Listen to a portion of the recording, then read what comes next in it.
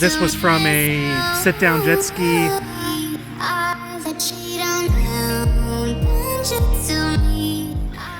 Hey guys, so I am doing my next jet ski project. I'm extremely excited about this one.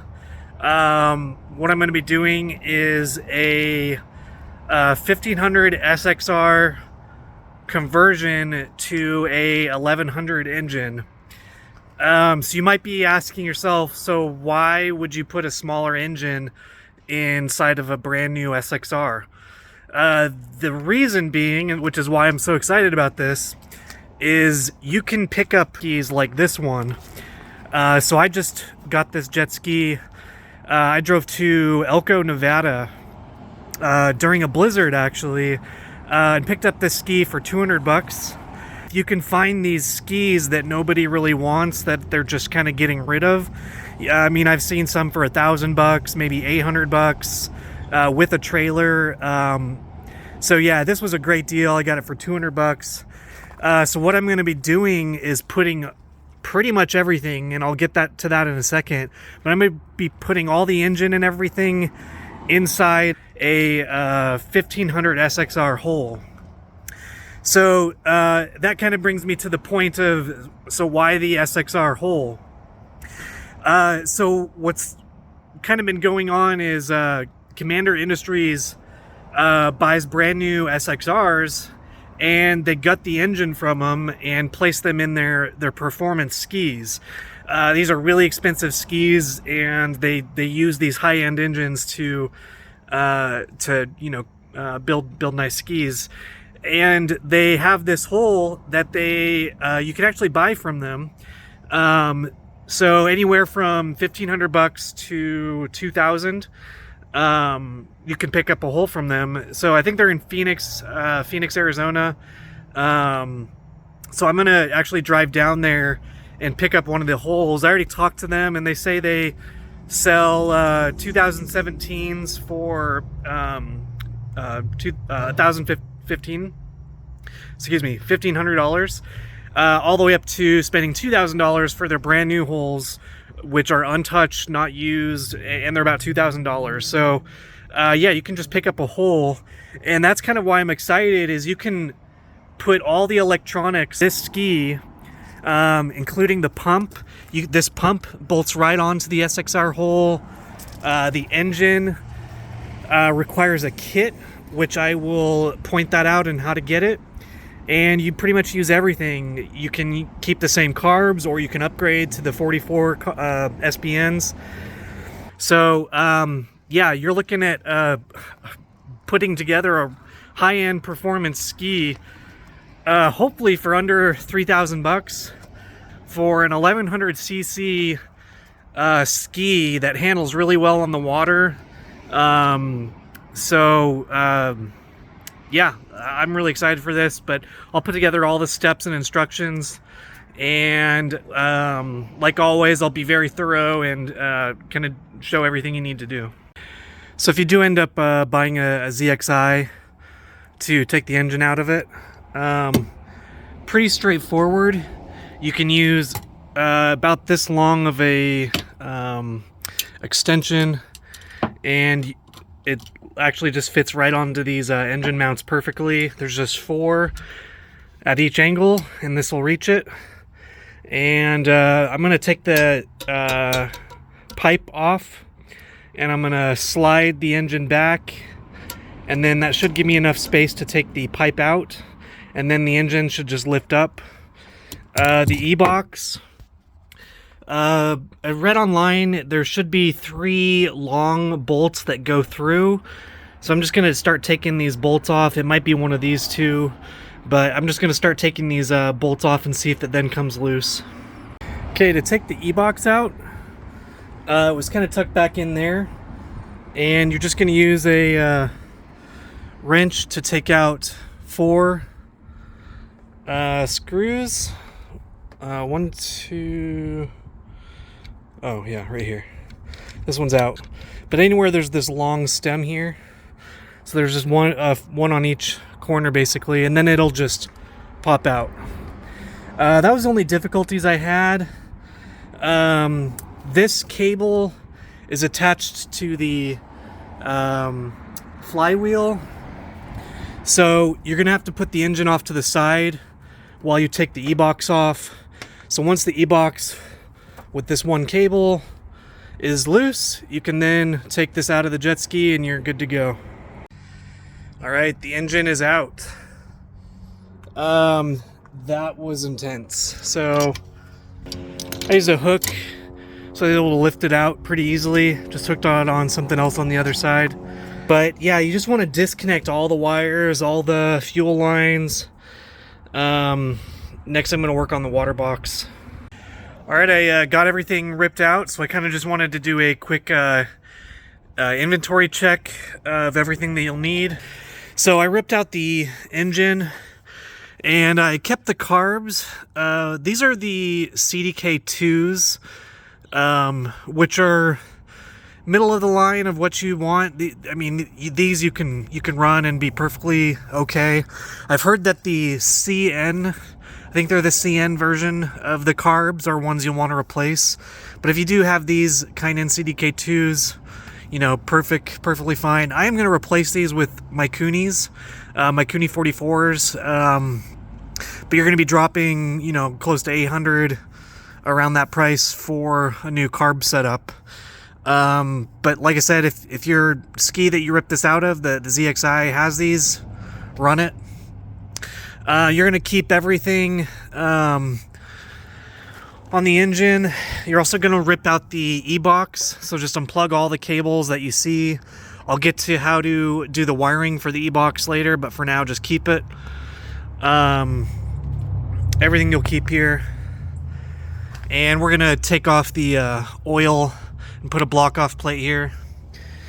So I kept these water lines. They're actually really nice lines, so I'll be reusing these. These were on the ZXI. I took the pump out of the ZXI.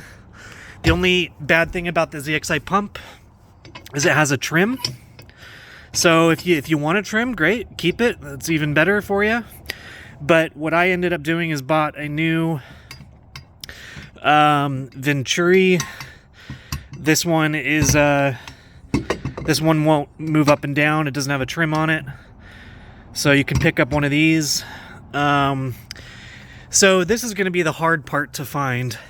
I wouldn't even start this project until you find a drive shaft. This is going to be a drive shaft from a 1500 SXR, and not many people are kind of junking the SXRs out yet.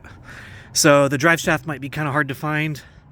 I mean, you can buy them brand new, but you're probably going to be looking upwards of $500 or more. So if you can find a drive shaft, that's kind of only the hard part to find in this build. You can rip this out of the ZXI. We're going to be reusing this.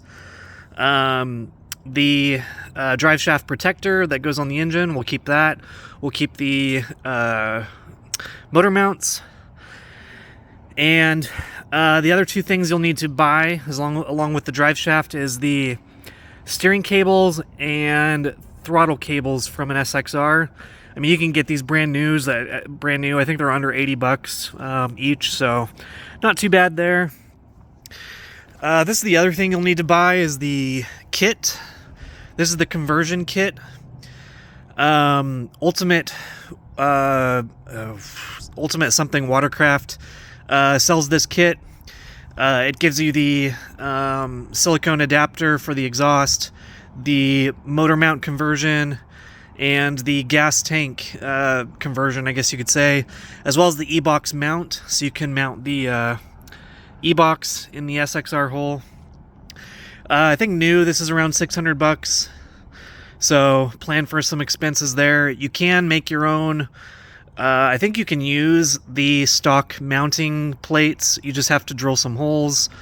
So there's some forums on that, but and then you have to kind of rig up your own way of mounting your Ebox. So you can save money and not get this kit, but it makes things easier.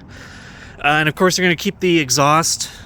And I'm going to dry this out, so I'll show you how to do that during the video. And you've got to pick up one of these.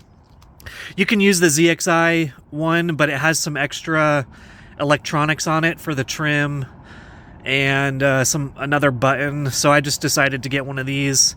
You can get these pretty cheap on eBay. I think they're under 50 bucks or so. But yeah, that's everything that you need. And if I missed anything, I'll go over that in the video. So I'm getting the pump ready to go. And what you're going to want to do first is remove these two, I believe they're just siphon lines from this nozzle here. So there's little screws that you take out that are right here. And then you're just going, this is what was in here. You're just going to take a pair of vice grips and clamp it on it and then hammer the vice grips and it'll just pop this right out. And what we're going to do is fill this with epoxy or JB Weld, anything to fill it. Because we're not going to use these, we're going to use a electronic bilge system. So we'll fill that up with some epoxy. And basically I'm just going to be removing this trim and putting this on. And the second step that I'll be doing, this is the stock water line, so we'll keep that. And then we're going to be tapping a new line in there and putting in a barb water line piece. So we're going to drill that out, tap it, install one of these, and you'll be good to go with the pump. Okay, so I just got done tapping the second water line on the pump. So the stock one is right there. On the other side, you're just going to use a drill bit. This size is, let me get the size. The size is a 7/16 drill bit, and that just slides right in there. Once that's drilled out, you're going to use a 1/4 inch NPT tap, and that will slide right in there and tap the thread lines. Then you're going to thread in a 1/2 inch barb to 1/4 inch NPT thread, and that will just thread right in there. Make sure to do projects like these in your kitchen on the table. That's usually the best spot to do projects like these. Hey, so I just had to turn the camera back on. So the wife does not like doing these projects on the kitchen table, so never mind on that. Okay, next on the list, I'm going to dry out this pipe. So the first thing you're going to want to do is remove this piece here, just kind of showing you where it's at. You're going to remove this piece here, and you're going to install this on the inner portion. So when this is removed, you'll actually slip this in. There's a hole inside of here. You're going to slip this in. This is a 832. Let me double check that actually. This is a 832 plug, and you're going to want to make sure it's a hex, because if you do a bolt style, you won't have any way of tightening it to get it in there. So use a hex. And once that's in there and snug, you're going to put a cap on it, and that you'll just thread right into the existing slot there. And this plug is a 1/8 NPT plug, so that'll just pop in there, and then this all will be sealed. Just to show you the inside of it, so you can see there's a hole within the inside there, and you're going to plug that. Okay, I've got that plugged. That looks good. The next thing I'm going to do is take this out. I'm going to do a vice grip. Just kind of hold on to that, and I think it'll just twist out, is what I'm told. So I'm going to try to keep this. These inserts can be used as pulse lines, and I need a third pulse line for the triple engine that I'm doing. So I'm going to try to retain this if I can. You guys might want to do the same too. Okay, I've got the barb removed. Next, I'm going to take a Type R drill bit and drill this out a little bit more. And that way you can put a 1/8 plug in here. And this will be plugged as well. So we'll drop another one of these plugs in here. Okay, I've got this this one sealed up with a plug. The next thing we're going to work on, let me check on this real fast. I'm not sure if we remove this. I think we can, this would be nice if you want to use a flush system, but I believe this can stay if you want to use the flush system, or just replace this with just a right angle barb and you're good there. Next thing we're going to do is tap something in the tap a barb into the stinger. So we're going to put this up here, and there's a specific spot you need to put this. So you're going to drill and tap for a stinger, and then you're actually going to put a jet in here, a 120 main jet, and those just thread right into there, and they fit pretty snug. So that'll go on the stinger, and then you should be good to go. The thing that you also need to be worried of is this. I think if you're putting this on an 800 SXR, you have to seal this and tap it somewhere else so that it doesn't hit the motor mounts. I think if you're doing a 1500 SXR, you're fine. I'm going to do a little bit of research and get back to you on that though. So with the pipe upright, they say to do the 3 o'clock position.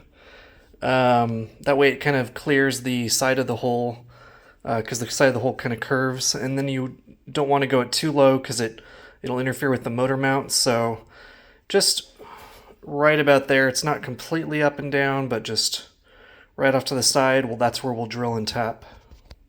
Okay, I've got the mod done. You don't need to replace this if you want to keep the flush. It's up to you on that. But I got the stinger. This is kind of the angle that it's at. And got the plug, 2 plugs there, and the plug there. And this one will be left intact. You'll use that as well. Other than that, it's good to go.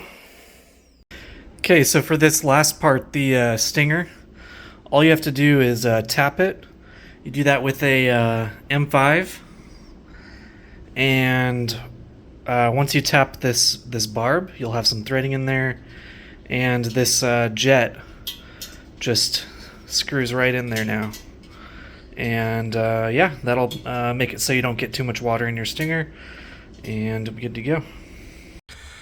So while the engine's out and your manifold is still on, you want to put a marker where your barb is going to sit, your 1/2-inch water line. So you want it to sit flat and have enough clearance. So you want to mark it like right about there. You've got plenty of room. The exhaust pipe sits on the right hand side, but as long as you're about that close, that's where you're going to drill the hole to mark the water line. So just to give you enough space to clear the starter here. One thing I also noticed, I didn't see this on any of the diagrams, but one of the 1/2-inch water lines fits into here, and it already has a perfect size. I can't remember the size off the top of my head, but this will go right into your stinger, so that's perfect.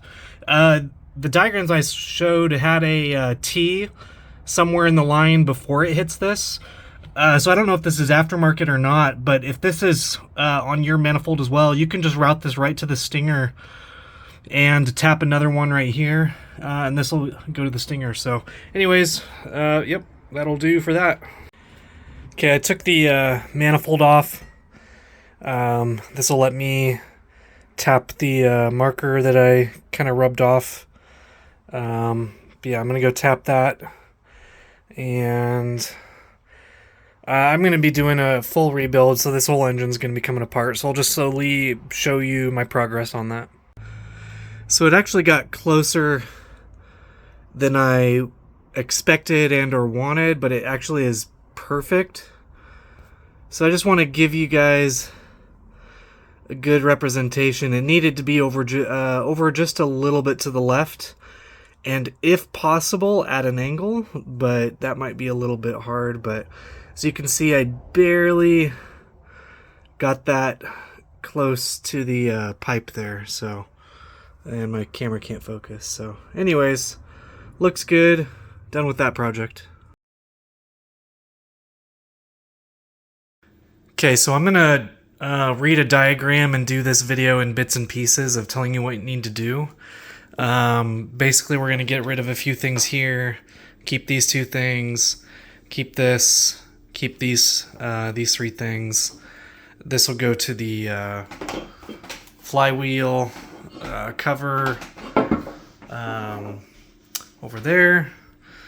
So first thing you're gonna want to do is locate this top one here, and you're gonna see two wires coming out of it, and you're going to cut and cap these two wires.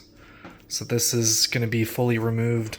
What this is it'll go to a sensor. I think that's an oil sensor, and this one's just going to be fully removed. So cut right there, cap it. So the next thing you'll do is locate this one here, and you're going to unplug this, and what you're going to do is splice the two blue wires together, and then you're going to cut and cap off that yellow wire since it's not needed, and then you're going to plug that hole as well. So far you're going to have two plugs hole plugs. Holes plugged. Okay, the next thing you do is going to be with this piece here. Just follow it to this piece, and what you're going to do is cut the gray and the black and cap it. You're not going to need those two, and you're going to use this white wire, and it's going to go to your start-stop switch. So for now, we're just going to cut these two, and I'll show you what to do with this white wire next. Okay, this is where it gets a little complicated. I'll show you quickly. First thing you're going to do is unplug this, and this you can basically pull out and no longer use. So you can cut this off and pull it out. What you're going to do is first cut this yellow wire off. So I'll just do that real quick.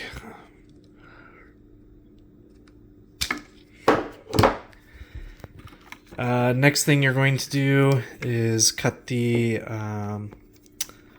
black wire off. Do that. Put the phone down for a second.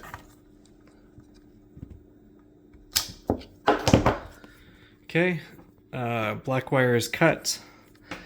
Then you've got this red and black cable that goes to this white plug here. You're actually just going to pull that completely out. We're not going to use the red and black cable. So completely pull that out. I'll do that in a second. And you're going to then use this red cable. So I'm going to cut that red cable off.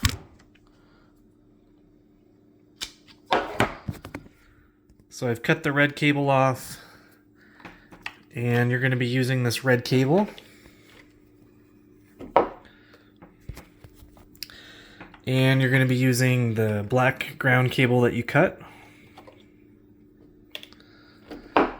And you're going to be using this yellow cable that's in the solenoid. So you're going to be using this white cable from the this portion here, the CDI. So you're going to merge all of those together. This you're going to be omitting. I'm going to unplug this wire here. This goes to the rectifier here. And you're going to be joining this cable from the rectifier with the white cable from the CDI with the yellow from here. All right, so I'm just going to recap what I've gone over. So these two blue cables you're going to splice together. All of these cables you're going to cap. This white cable you're going to merge with a few other cables, which I'll show in a second. You're going to remove all of those, just take all of it out. And you're going to have one yellow cable that went to one of these here. That's going to be cut. And then you're going to have one of these cables removed. You're just going to omit it completely.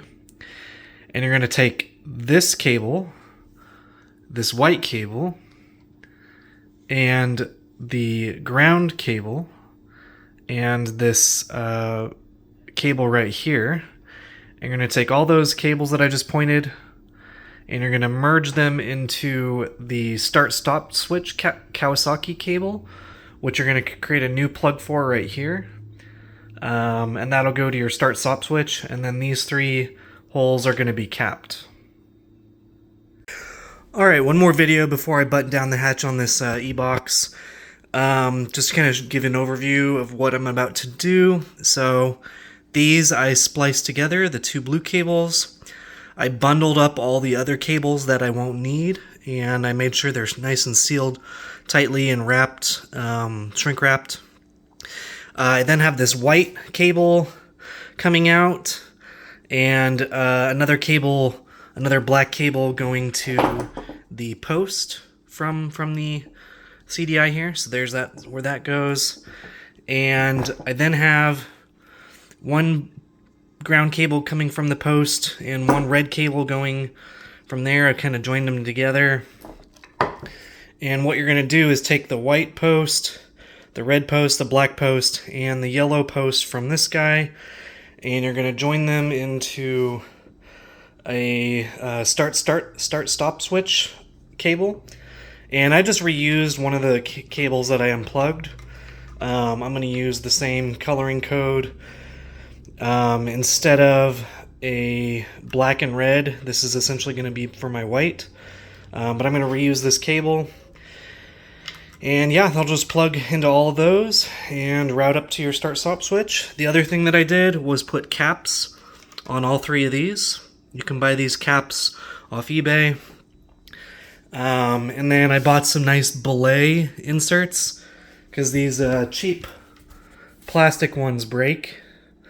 So you can get some nice belay, I think it's aluminum inserts there. But other than that, this is done, and I think that's going to be the hardest part of this project. So good to go. Okay, this is just a quick mod you can do to your flywheel cover. So this piece right here is a 6-degree timing advance kit you can get from Blosian. Basically, it just shifts the this piece right here over just a little bit right here. You do have to kind of notch this area a little bit, as well as file down this side of the part here, just so it kind of fits in here. And that mod is done. Just don't do what I did and cut the kit open to get to the parts, because there's a gasket there, and you need this thicker gasket for this mod. So don't do what I did and cut it open. Okay, we're gonna start putting together the engine. First things we're gonna do is tap another pulse line.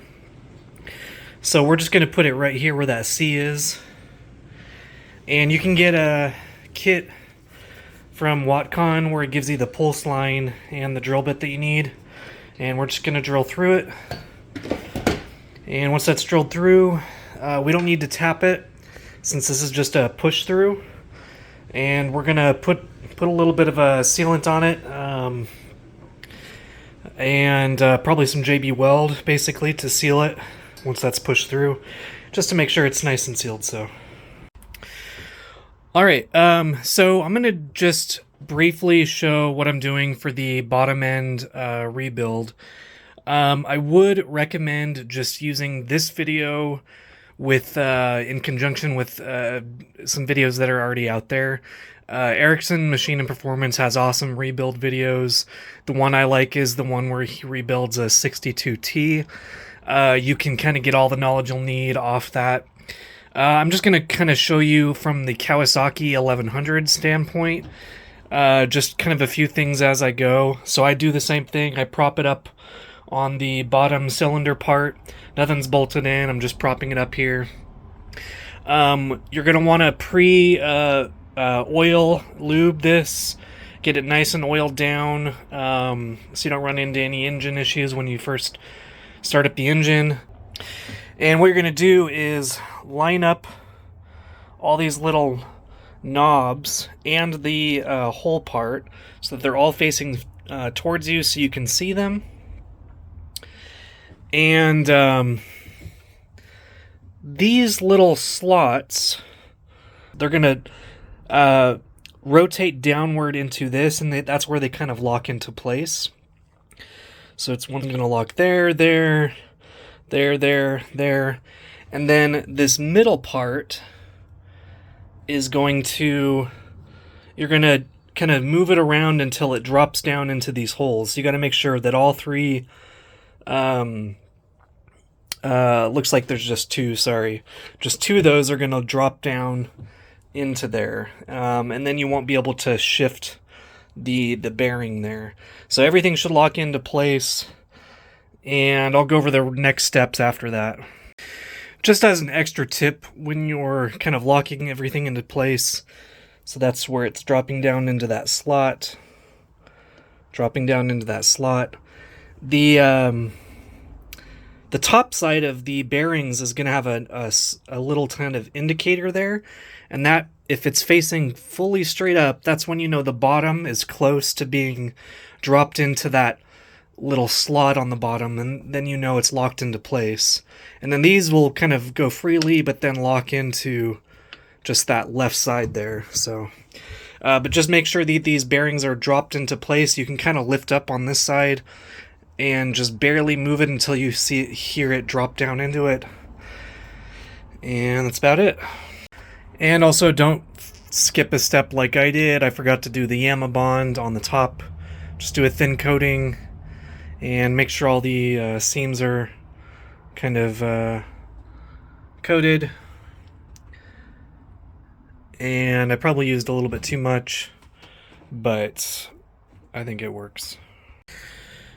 So once you get the half of the crankcase coated with the Yama bond, and you drop the crank into place, get all the pins lined up, put the bottom on. You're going to put the crank case bolts on in the numbered order. There's a number on each of these bolts. You're going to start from the middle and go outward. You're going to start out at 10 pounds torque, and then you're going to step up to 22 pounds torque. The OEM instructions say to use a non-permanent thread locker, so I used a blue thread locker. And I don't know if I've used that on my previous engines. I don't think it's required, but I've used it this time. And yeah, that is the bottom half restored. Next thing to note, when you're putting on the bottom engine mount, you're going to put the part with this bend. See how this one doesn't have a bend? This bend part is going to face the this part here. So, all right, so I put the engine mount on and I flipped it. Man, it's really shiny in here. Got a glare. Sorry about the glare. I put the engine mount on and flipped it on its right side up, and I took the sleeves off, and I'm going to be doing the next part. Okay, you're going to want to put your Bendix in, make sure it's nice and clean. I used some brake cleaner to clean it pretty good, make sure there's no debris in it. And then I used some two-stroke oil to give it some nice lubrication. It's kind of dripping, so nice and lubricated. The next thing you want to do is put the flywheel on. You'll match this little notch right here with the notch right here, and that'll just slip on, and then you can kind of see the pistons move a little bit. And what you're gonna do is take the bolt and just slip it in there, and then you're gonna tighten this bolt down until it's nice and torqued, and that'll push the flywheel back into place. And then you're just gonna put the cover on, and that'll be good to go. So this is the OEM intake on a 1100 ZXI engine, and this is kind of the slot that you get for intake. And what I did was bought this speed plate plus manifold. They come in 3 different sections, and this is from Works, and it wasn't too bad of a price. It came with all this. I think it was I can't even remember the price, but it was affordable. So if you compare them, I'll put them side by side so you can kind of see the difference.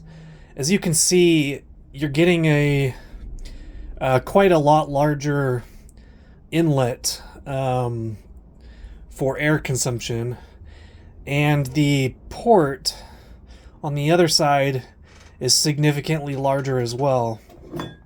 So it's good to jump up to a manifold like this if you are in fact getting bigger carbs, like 44 millimeter and above. I'd recommend jumping into something like this.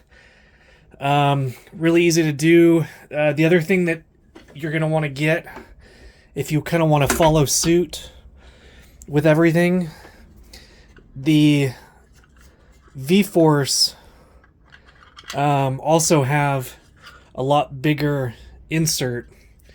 It comes with 2 different sizes, but this one's the larger one that best fits that manifold application that I have.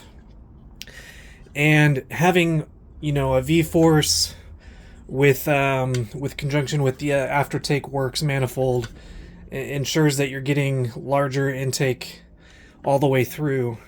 It comes with the gaskets with the V-Force as well, so I'm just going to go ahead and throw those on there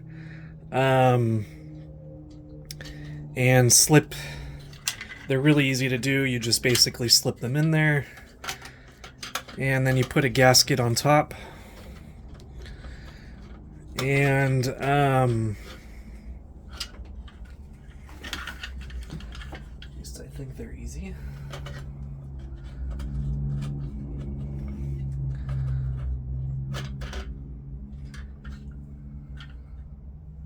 Something's going on there. I'm going to stop the video for a second. Alright, so I just did some research. It is in fact not supposed to be springy. It's supposed to have clearance. So what I had to just order. I placed an order through Ross Products. There's a couple of companies out there that sell spacers. I liked Ross Products because his didn't have the pulse lines.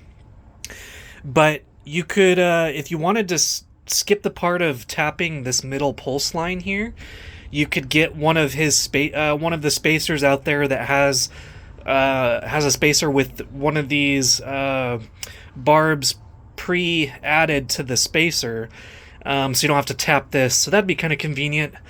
But I did go through Ross Products. He's got 3 of them for $90 shipped, so pretty good price. And that will allow, I went with the 8mm size, because you want it to have full clearance, and mine starts to be springy pretty much like right away, so I need some pretty thick spacers.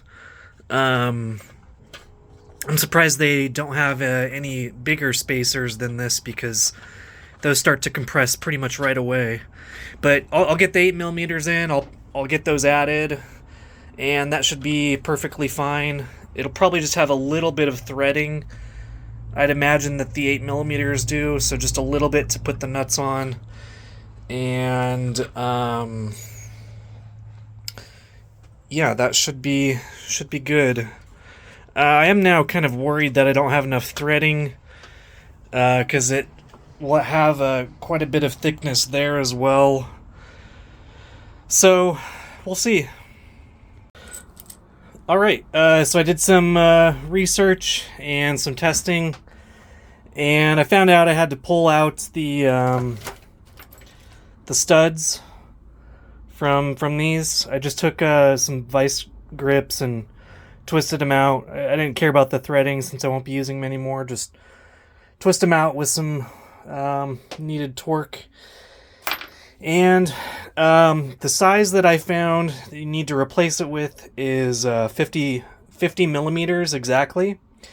You might have to do, different millimeters if you're doing a different setup, but with the Works Manifold, with their speed plate, with the V-Force 3s, with the Ross Products 8mm spacer, when that goes on, if I can show you, there's definitely enough threading to slip it in without bumping against the manifold, so it's actually a perfect distance.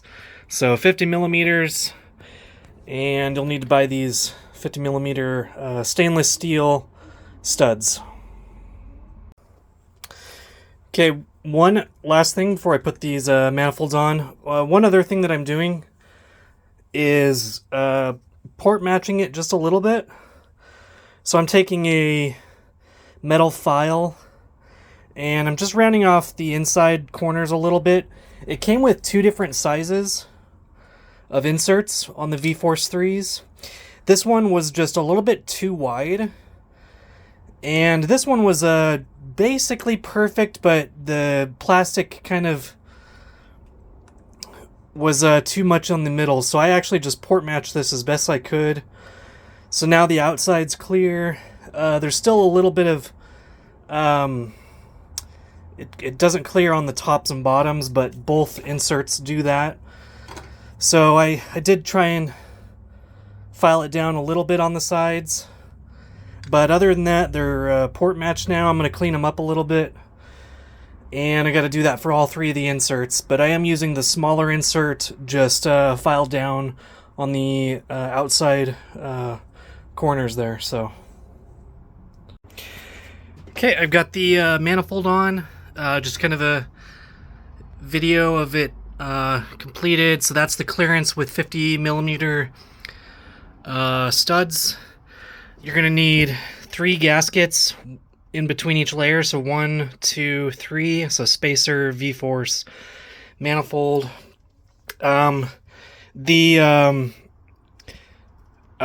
speed plate that goes on top of this uses O-rings, which is nice.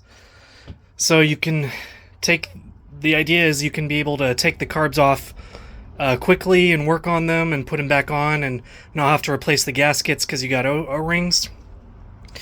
But the rest are using regular gaskets because you don't have to get to usually work on these very often. Not sure if you can see inside, but the porting of the V-Force looks really good. Probably can't see it, but it's got plenty of room now.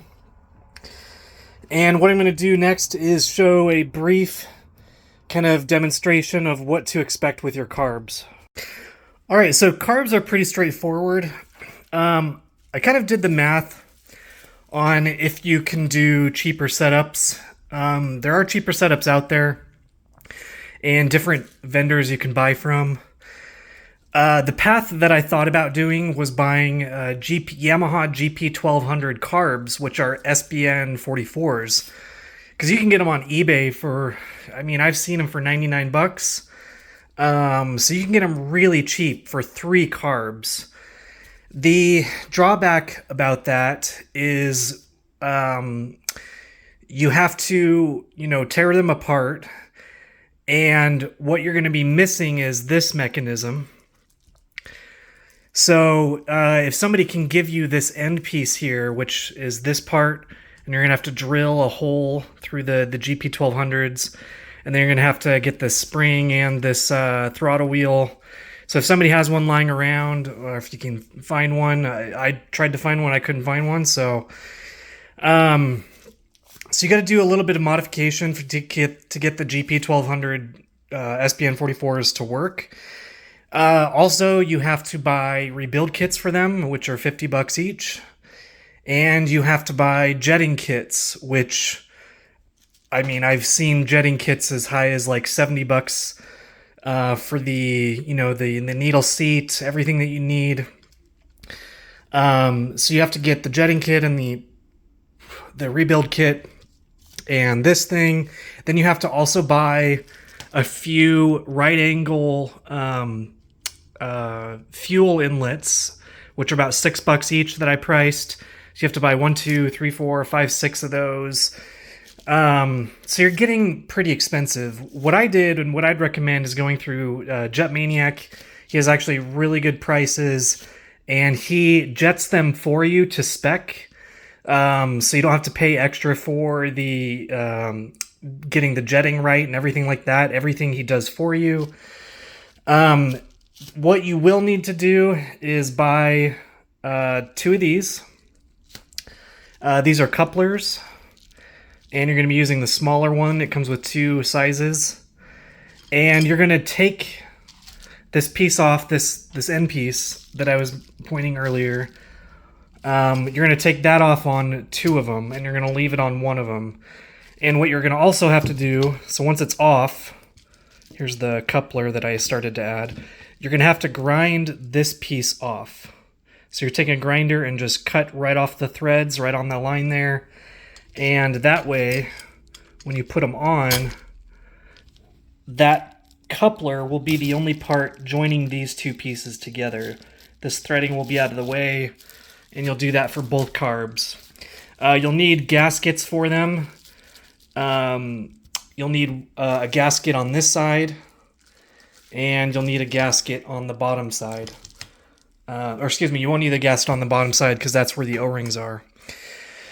So yeah, it'll be pretty straightforward. I would recommend just getting him from Jet Maniac. He'll do everything, and you just have to do those things that I mentioned. You'll need some air filters. The ski that I bought came with some nice ones. Those will go right up on top. And I don't think I'm missing anything. I did have Jet Maniac use these.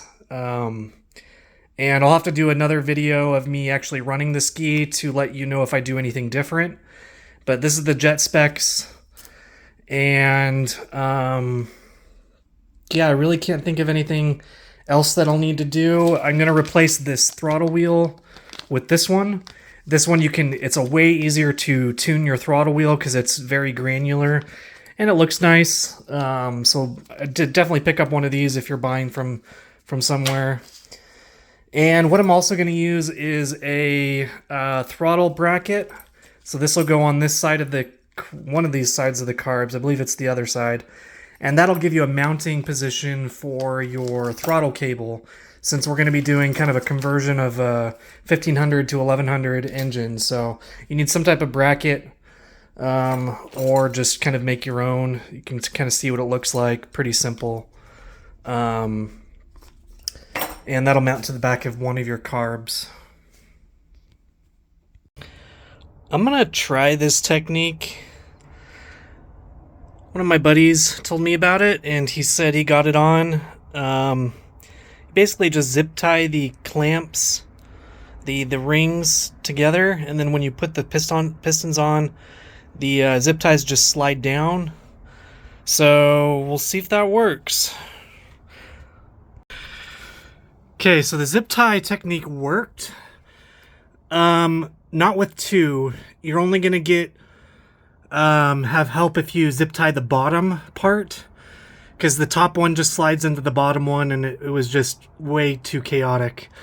But if you put a zip tie on the bottom one of all three pistons, and you just kind of hold this and drop it on the first one, and you just reach this way and squeeze that top piston in, it just slides in and kicks the other one out. It works perfect. And yeah, zip tie technique kind of works. I did this all by myself. Normally you need two people, so it works. Okay, next step, I've got kind of a bolt kit for a girdled head. It's going to come with some big washers. You're going to put them on all the bolts here, and you're going to see two different types of kind of the base here, and the ones that have an offset you're going to put on the corners. And it comes with a little baggie of thin washers, and what you're going to do is add or remove additional washers so that when it's fully torqued, the offset is on the furthest corner. So you don't want to be on the inside, you don't want to be to the right, it has to be the corner. So you're going to torque it to spec and add these thin washers on top here to get it so that it's properly aligned. It's kind of a pain in the butt, but that's how you do this kit. And then there's going to be some O-rings, which I'll get to next. Okay, next up, I'm going to put an ADA head on, and you can reuse the barb from the OEM head, and then you'll need to get some additional 3/8 barbs. This one's a 1/2. I'm going to put a 3/8 here. I'm just capping this for now because I've got to order one.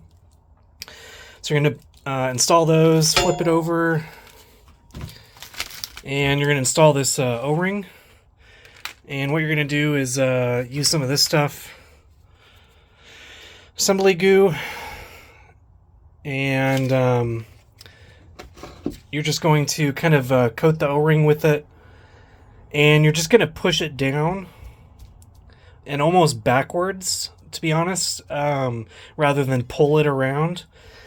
And if you get to the end, you have too much slack, you got to redo it. So just kind of push down into it and use the assembly goo to kind of tack it into place. So I'll show you what it looks like after it's done. Okay, I've got the O-rings installed and the goop kind of cleaned up. You're going to install in the center of the cylinders there, and yeah, just make sure it's nice and pressed down in there, no bumps, and that it's kind of cleaned up a little bit. And then same thing for the domes. They come with an O-ring. You're just going to take some of the goo compound, just give it a good coating on the O-ring, and you're going to place it around the dome.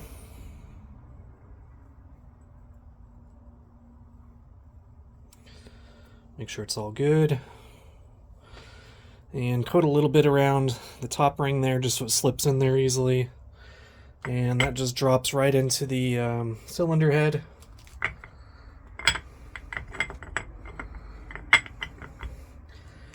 And you can kind of hear a little like suction noise when it sucks down in, and it should be flat with all the rest of the head. And then you're just going to want to kind of clean it up a little bit. And you'll be good. All right, we got some progression here. So I did attach the manifold.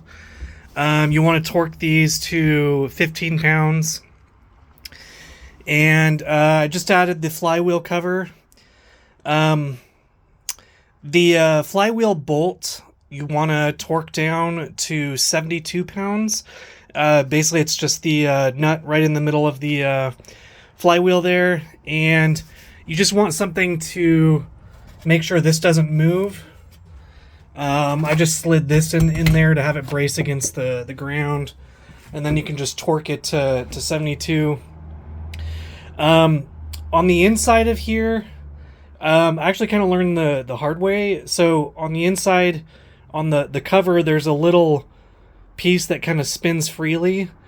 You want to line that up so that it slides into the flywheel bolt, or else it'll lock up the engine. I couldn't actually turn the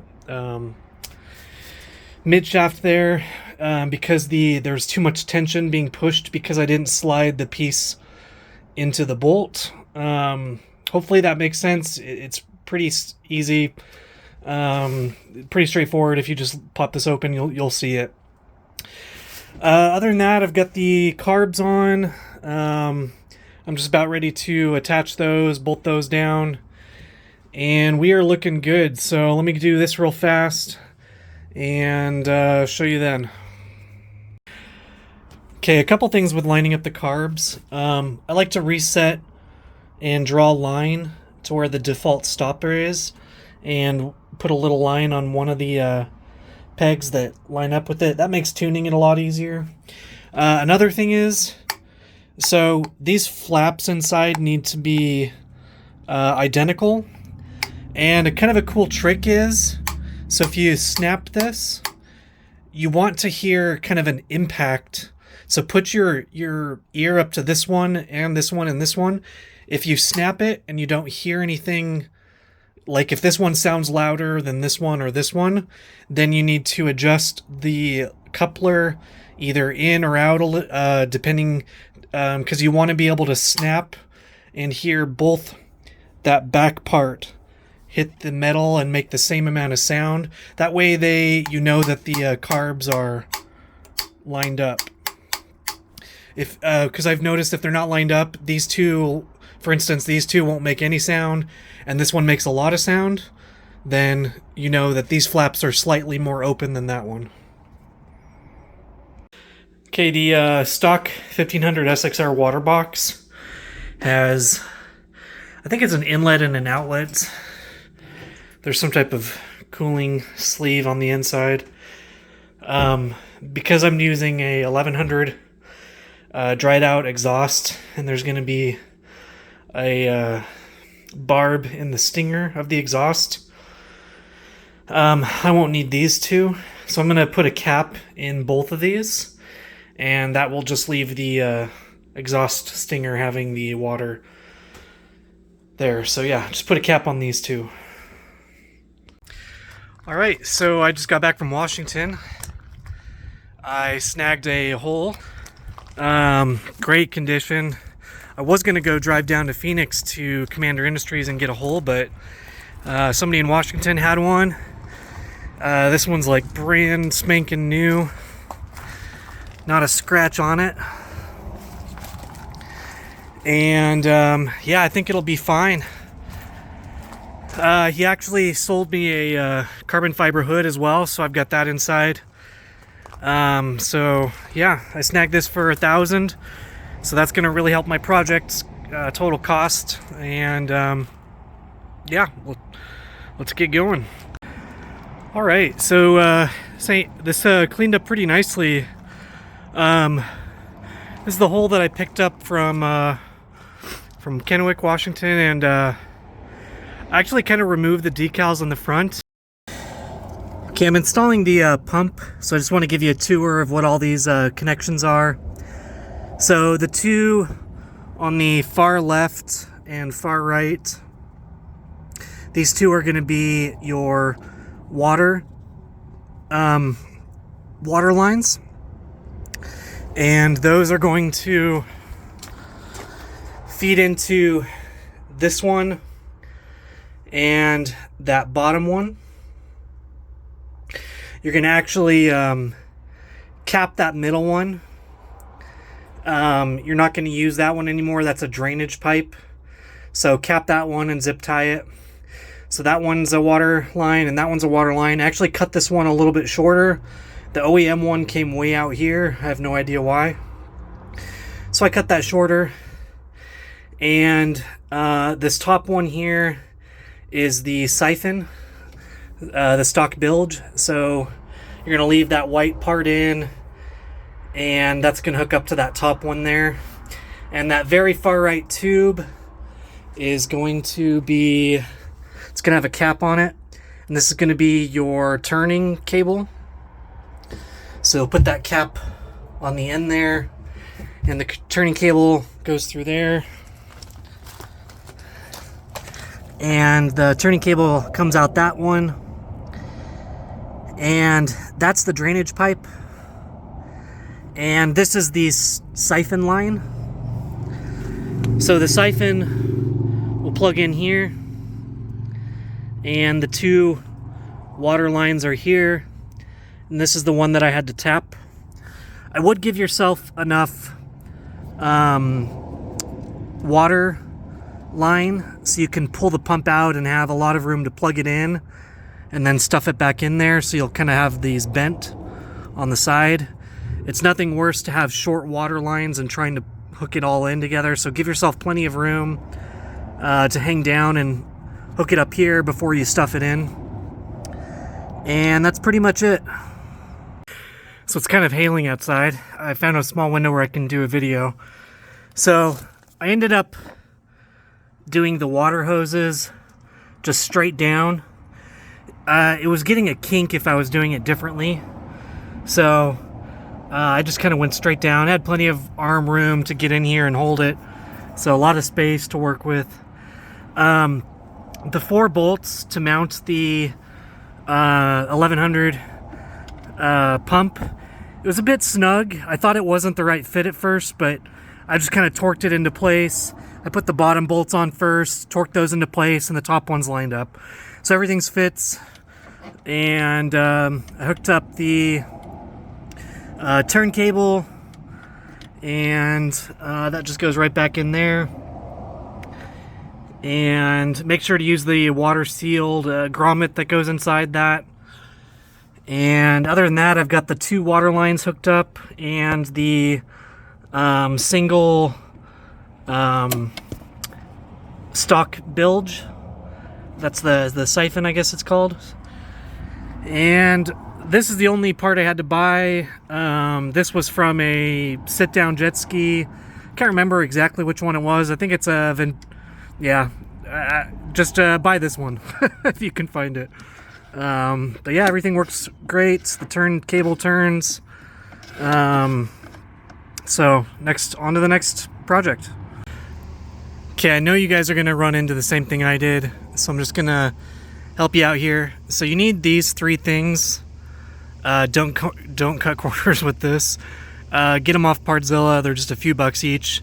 You're gonna need all 3 of these parts, and it's going to clip into this little part here on the turn cable. And the turn cable has a short end, which is on this side, and the long end, which goes to the handle pull on the left side of the handle pull. And you want to feed it in through this way. That way this can butt heads against and land on there. And then the nut just goes right on top of that. And that O-ring is used to keep out water. So anyways, I had to take it all apart and feed it through correctly, so just don't do what I did. Another thing you're gonna have to buy is the latch, which comes with a little rubber pad. And then you're gonna have to buy the bolts that go on the back, and then you're gonna buy the catch that goes on the hood, and that'll catch right onto this. There is another piece you can get from Partzilla that goes on the back side of the hood latch. And you need to buy the grommet and the metal plate, and that grommet kind of slips right down in here, and then you lock it down. And those pieces weren't that expensive on Solas, so just pick them up there. I think I only spent like 15 to 20 bucks or something like that for the catch system. This I got on eBay. You can get them for like 30 bucks or something. They're pretty cheap. So I'm putting together the aftermarket pull, and just a heads up, you actually have to take this whole piece off of the hole in order to take the bolt out. The bolt, when I was trying to remove it, was hitting the side of the hole. So you actually have to go underneath and unscrew the 4 bolts, lift this whole part out, and at that point you can take off the stock pole and slide the bolt out. And if you are doing aftermarket pull, you're gonna have to remove this piece here, and you're gonna have to remove the padding that was up against the wall back there. I think I've got it around here. Yeah, this part right here. Just make sure and remove that. That way it has enough clearance. And the rest is pretty straightforward. You're gonna use the Kawasaki spacers that come with the pull. And yeah, if I run anything else, I'll let you know. Okay, the other notable thing with the pull setup, this is supposed to slide right in there, and that part comes down and rests on that part, and the pull slides through this part, but this part can't fit into this that pull there, so you're gonna have to cut. Hey, phone's okay. You're gonna have to cut off, I think, just half of that. That way it'll slide up into the pull, and you can keep half of this rubber grommet to keep the pull protected. So this is what it looks like installed. And if you can see the rubber grommets down in there. So if you went with the Ultimate Watercraft conversion kit, it'll come with this piece here. I bought this off Partzilla, the gas tank. It was like 180 bucks, so pretty good deal. The only part I had to buy was this ring. If you buy this ring from Partzilla, it's like 30 bucks for the ring, but you can get this entire kit with the ring, the O-ring, and the bolts off eBay for 15 bucks. So other than that, that's pretty much what you need to get the gas tank working, or get something equivalent to this that'll hook into this ring here. So just some footage of the gas tank. You want a one-way valve. I just grabbed one from a superjet that I had, and make sure the air intake is going this way. There's even an arrow saying tank. Tank goes this way. I actually had just a 2-inch, I think that's like a 2-inch tube that fit perfectly here. If not, you'll need to get this. Partzilla has it for 44 bucks. I mean, you just need a straight piece, so you can pretty much get this anywhere for a lot cheaper. And for the Ultimate Watercraft kit that I got, it came with this piece. And I'm going to have 3 outs for fuel and 1 in for the fuel return. I then added a cap to this part. For some reason, this part wasn't capped. So I had to get that one there. And then, of course, I got this on eBay for really cheap. This is just a ring with the O-ring on the inside, and it secures down this piece here. If not, you'll have to make something like this, and it might be pretty straightforward. You just have to have something that tucks underneath this part here, and the rest is just, stainless steel. You could easily just make a plate and tap some holes into it and spend like 10 bucks on this whole thing, rather than spend like 100 bucks for a piece like this. So definitely doable. I did, since I'm kind of exploring this by myself, I had to buy this, but yeah, lessons learned. Okay, I got the gas tank in. Not much to say for this. You just want to make sure the two straps are hooked to the very back before you put the gas tank in, or else it'll be hard to get to. And then it's just I think it's just like a 2-inch hose, maybe a little smaller, like a 1.5 or something, and just 2 hose clamps. And I labeled the ins and outs on the fuel tank because they are different inside, so I did that before I strapped it in there. And yeah, that's pretty much it for the fuel tank. Just make sure you have a breather. And I'm going to hook up the battery box next. So I'm kind of seeing how this will go with these conversion motor mount brackets. And it looks like these 2 holes are just to mount the plate into place. And this is where the one of the mounts is going to go right there, and the other one is going to be right there. One thing I noticed is since these line up to existing holes, you actually have to drill some marks here and give some space for the screw to drill through. You don't need threading on it because this actually has threading, but you will have to drill through this just a smidge, just to give it some breather room for the screw to sink down. And I did notice my holes were a little off, so I might have to make these a little wider and these a little wider too, just so the mount bracket actually kind of sits down into place. It was a little bit off, so maybe they can improve that a little bit. But yeah, we'll see how this goes. Okay, I squeezed some 3M 5200 marine adhesive into the holes that I just drilled, so it's still wet. And I'm going to go ahead and put this on now.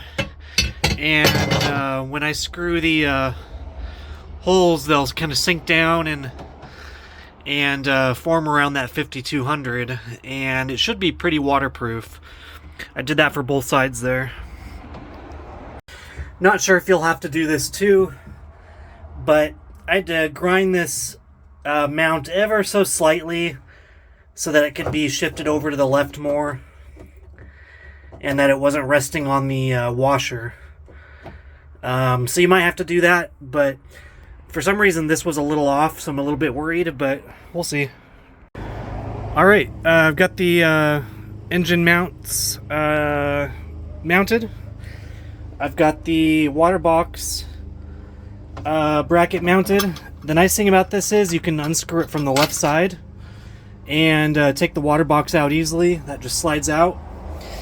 And the other thing that I'm doing is installing a bilge. And I'm going to add a one-way valve down here. I did this to my X2 and I really liked it. It prevents water from going back down. So once it pumps it, it'll just stay in the hose or push it out. So I'm going to wait for my one-way valve to complete this. And I'm about ready to put the engine in, so pretty excited. I'm going to finish doing the handle pull and running the start-stop switch. And that's pretty much it. Alright, so I had my buddies come over and help me put the engine in. They came over a little bit sooner, so I didn't have a chance to kind of show you some prep work that I did. So I did cut the water hoses to size and hook them up before I put the engine in, just so it's easier to. It's kind of hard to get underneath here once the engine's in. So I hooked up all these before dropping the engine in, and so I had 3 water cables. One of them's the stinger. One goes the stinger, and then these 2 come from the pump. One will be hooked up right here, and the other one will be hooked up down there. The coupler fit right in pretty easily, and the motor mounts line up. The Ebox I mounted, and that's where I kind of ran into my first problem.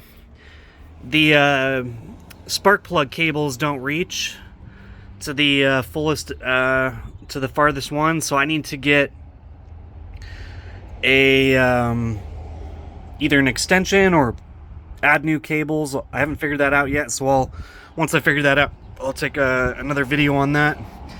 The starter power cable is also just slightly too short, so I'm going to take that off the starter and route a little bit longer cable for that. The other cables were plenty long enough, and so the only thing I'll have to replace is these three here and a little bit longer power cable. Other than that, it's coming along. So I ended up buying a Mikuni SBN throttle plate adapter so that I can mount a throttle cable in this method. The one that was OEM, that was stock, that went right here, it was just literally a hair too small, it was too far back this way, so I ended up getting this plate. It was pretty inexpensive. I'd recommend doing the same.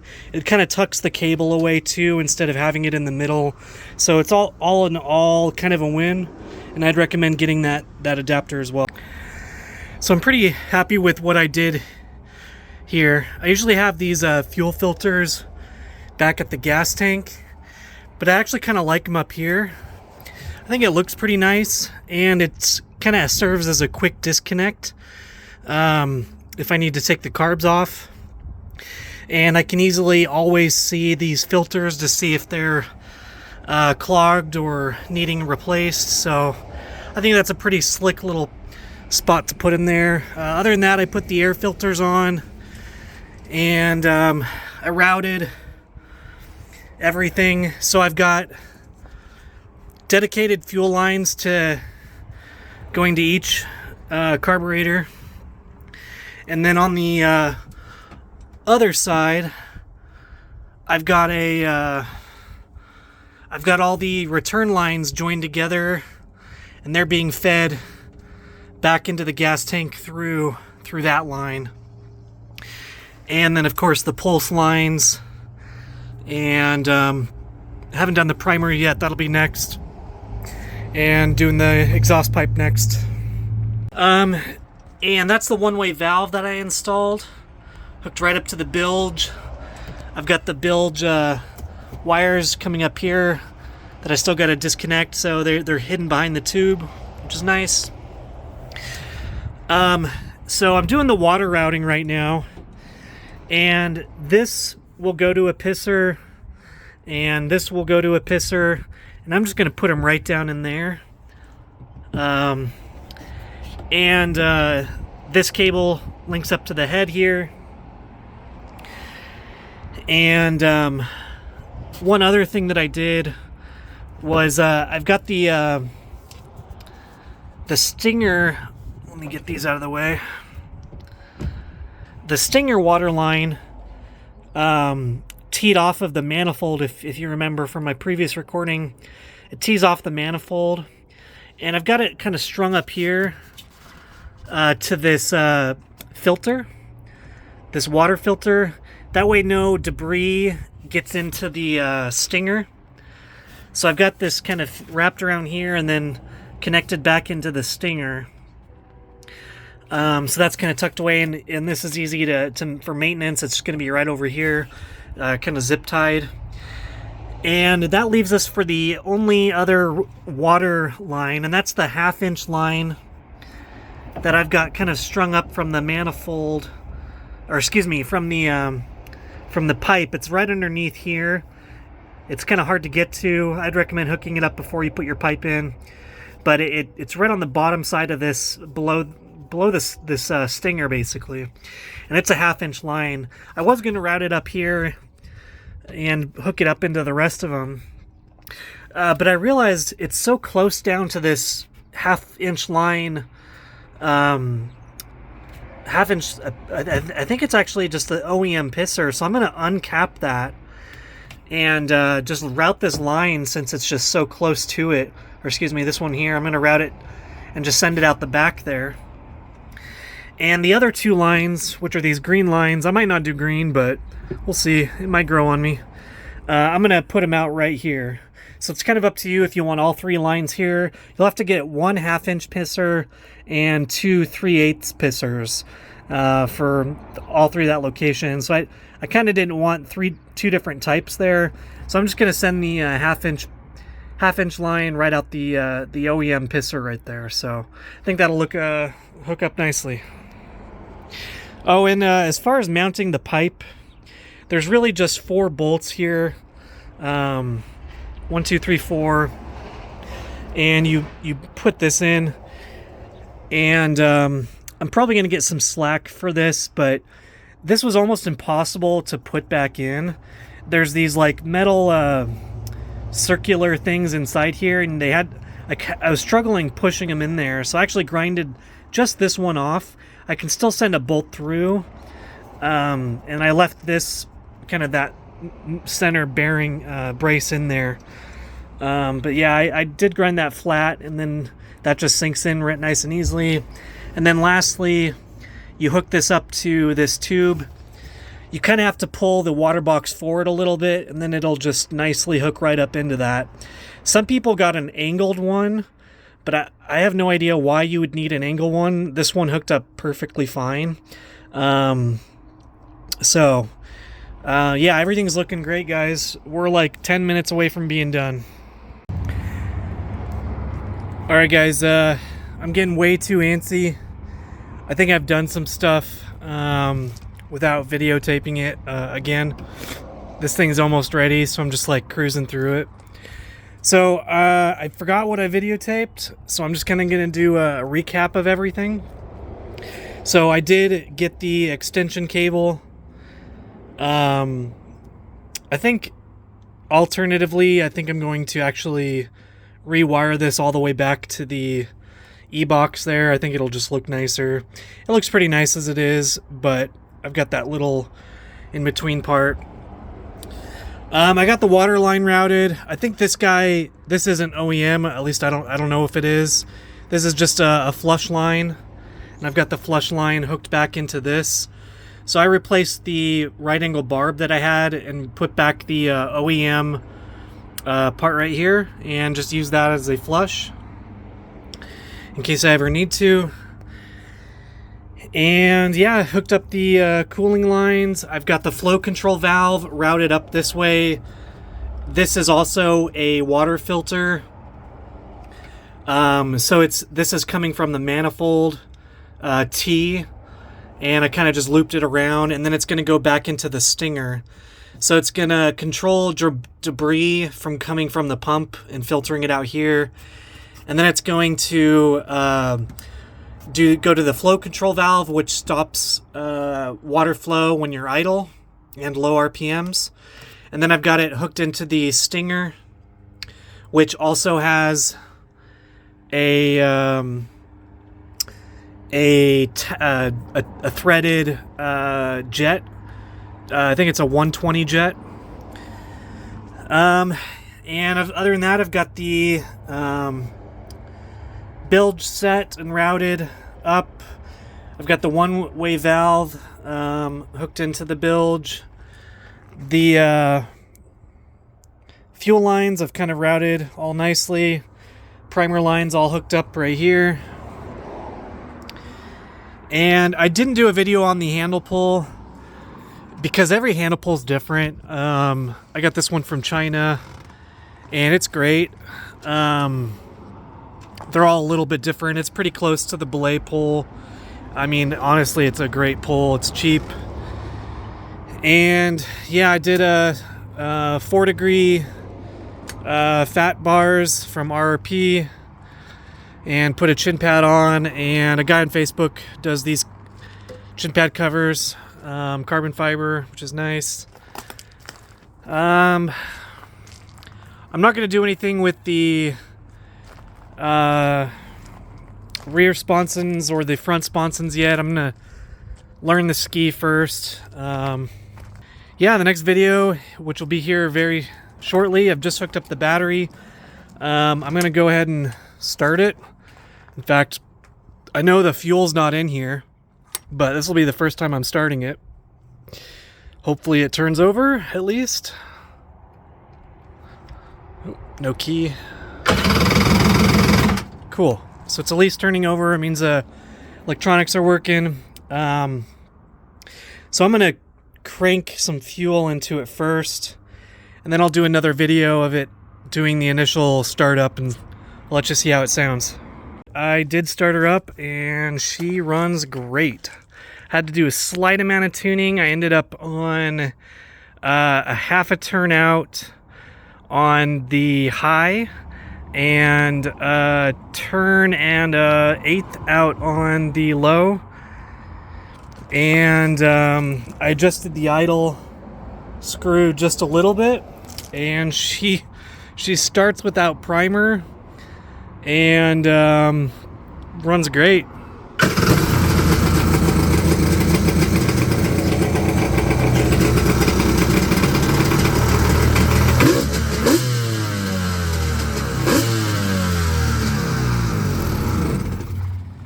So it's not tuned. I'm gonna go tune it at the lake. I might include some tuning in this video just to kind of show you what that's like. But yeah, let's get her out in the lake.